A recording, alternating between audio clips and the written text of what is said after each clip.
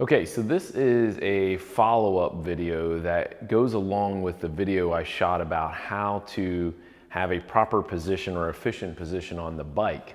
And the fault that I typically see on the bike that I talked about in that video is people who are displaced too far back on the bike.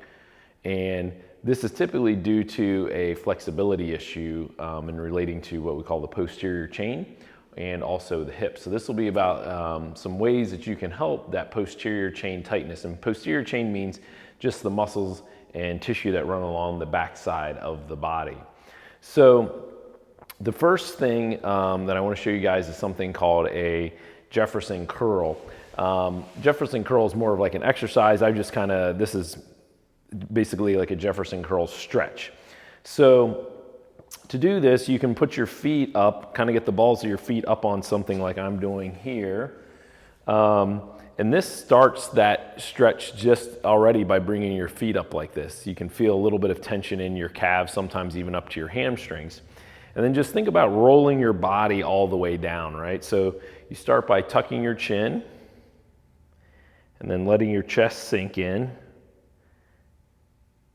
and just go all the way down.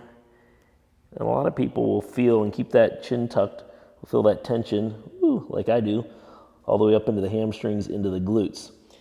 And this is an area of flexibility I need to work on. And but yeah, what you'll feel is you'll feel like all that, you'll feel some muscle tightness, but a lot of people feel even like a neurological tightness as the tissue, neurological tissue kind of stretches as it moves through the fascia of your skin and your muscles as you go down. So just start by doing this Jefferson curl, going down. You can let it hang there for just a second or two and then come back up and really trying to curl yourself down.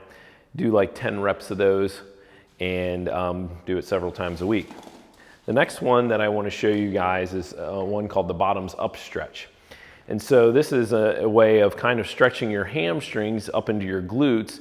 Instead of kind of moving from the top down, we kind of push with the legs to go on up. So to do this, you want to get down in a position with your butt up in the air, hands flat on the ground, elbows locked out. And then what you're doing is you're pushing with your quads to push your butt up into the air, just like this. Obviously, it's a little silly looking, but what you're actually doing here is using your quads to kind of stretch your hamstring. So when your quad contracts, the hamstring has to relax. So it's not fighting itself. So you're able to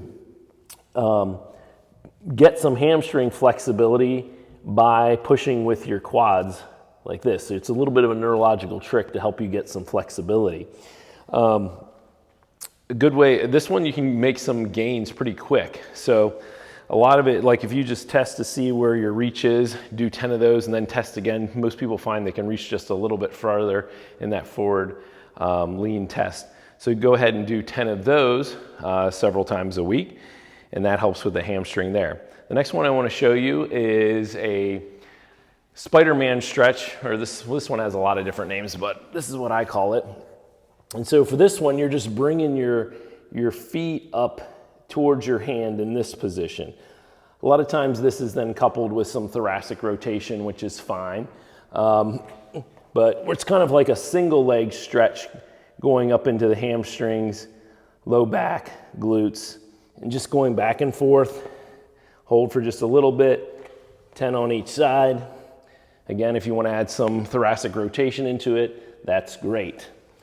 The last one I want to show you is just what they call a figure 4 stretch, which is, let me see what the best angle for you guys to see this. You would just put your ankle of your one foot over onto the knee of the other one, then reach up and grab through the opening there, and then pull back, and you'll feel that immediately in the glutes. So this one we're targeting the glutes and the flexibility there to allow them to stretch forward. And again, holding that for maybe like 10 seconds on each side, doing it 5 times on each side would be good. But yeah, for some of you, give these a try and see if that helps. Some of you may even want to start with just a simple sort of what they call child's pose in yoga, and just getting your back flexible into this position and trying to get your chest down to your knees, okay? So even doing some of that is a great position to get started with these. So give these a try. These will help to increase some of the flexibility on that posterior chain of the body and help you get into a little bit better position on the bike. And then look for another video where I'll touch into the hip aspects of positioning on the bike and some flexibility stuff that you can do for your hips too.